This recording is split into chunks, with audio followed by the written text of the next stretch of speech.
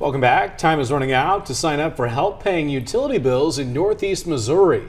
NECAC's Summer Utility Assistance Program ends September 30th.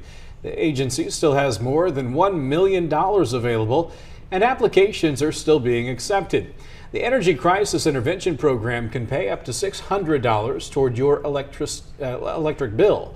Clients must meet income guidelines, though, and have received a shutoff notice. I have to have a utility shutoff notice. It's called ESIP, the Energy Crisis Intervention Program. And we urge people to give us a call and find out if they qualify, because it is an income-based program and they get a certain percentage, a certain dollar amount that they can apply toward their bill.